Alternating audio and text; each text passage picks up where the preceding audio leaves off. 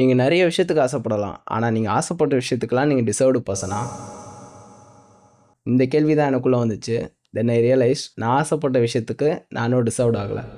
ஒரு வருஷத்துக்கு முன்னாடி நான் 49 கேஜியில் ரொம்ப ஸ்கின்னியாக வீக்காக இருந்தேன். பேசிக்கலி நான் ஒரு ப்ரூஸ்லி ஃபேன். ஸோ ஃபிட்னஸ் எனக்கு ரொம்ப இம்பார்ட்டன்ட்னு சொல்லி ஒர்க் அவுட் டயட் பற்றி பேசிக்லேருந்து லேர்ன் பண்ணேன். 3 மந்தில் கிட்டத்தட்ட 6 கேஜி ஹோம் ஒர்க் அவுட் பண்ணி கெயின் பண்ணேன் வித் ப்ராப்பர் டயட். அந்த 3 மாதம் என்கிட்ட இருந்த கன்சிஸ்டன்சி டே பை டே குறைஞ்சிட்டே போச்சு. அப்பப்போ சில ரீசன் சொல்லிவிட்டு ஒர்க் அவுட்டை ஸ்டாப் பண்ணிட்டு இருந்தேன்.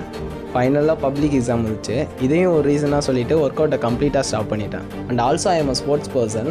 ஸோ இதனால் என்னோடய ஃபிட்னஸை கொஞ்சம் மெயின்டைன் பண்ணிகிட்டு இருக்கேன். பட் இதுக்கு முன்னாடி நான் கெயின் பண்ணி வச்சுருந்த மசில்ஸ்லாம் காணாமல் போகிறத என் கண்ணால் பார்க்குறேன். சொல்லப்போனால் லாஸ்ட் 3 மந்த்ஸ் இந்த 4 செவத்து கூட இந்த ஸ்க்ரீனோடையும் தான் என் மோஸ்ட் ஆஃப் த டைமை ஸ்பெண்ட் பண்ணியிருக்கேன். ஃபியூச்சரை மட்டுமே திங்க் பண்ணிவிட்டு என் ப்ரெசென்ட் லைஃப்பில் ஃபோக்கஸ் பண்ண மறந்துட்டேன். இது எல்லாத்தையும் ரீசெண்டாக நான் எந்த ஒரு விஷயத்துலையும் ஃபோக்கஸ் பண்ண முடியாமல் இருந்தப்போ தான் ரியலைஸே பண்ணேன். அப்போ என்கிட்ட இருந்த இந்த ஹேபிட்ஸ் கொஞ்சம் கொஞ்சமாக சேஞ்ச் ஆகும்போது என் ப்ராசஸ் பயங்கரமாக அடி வாங்குது.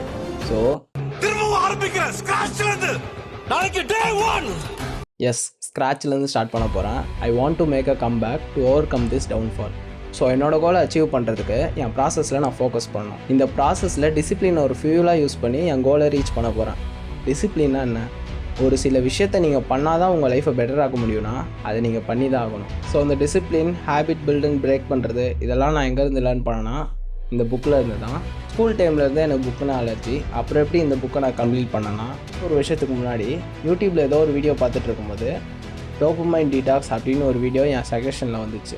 அந்த ஒரு வீடியோ தான் என் மைண்ட் செட் டோட்டலாக மாறதுக்கு ஒரு ரீசனாக இருந்துச்சு. டோபமைன்லாம் வேறு ஒன்றும் இல்லை, நம்ம பிரெயினில் உள்ள ஒரு கெமிக்கல். அது ஒரு ஃபீல் குட் ஹார்மோன். எக்ஸாம்பிளுக்கு சோஷியல் மீடியாவில் மைண்டில் ஸ்க்ரோல் பண்ணுறது, ஜங்க் ஃபுட் சாப்பிட்றது, கான் பார்க்குறது, ட்ரக்ஸ் யூஸ் பண்ணுறது, இதெல்லாம் பண்ணும்போது நம்ம பிரெயினில் டோபமைன் ரிலீஸ் ஆகி நம்மளை திரும்ப திரும்ப பண்ண சொல்லும். ஸோ இந்த வீடியோவில் தான் இந்த புக்கை ரெக்கமெண்ட் பண்ணாங்க. இந்த புக்கோட லிங்க்கை கீழே டிஸ்கிரிப்ஷனில் தரேன், கண்டிப்பாக ட்ரை பண்ணுங்கள்.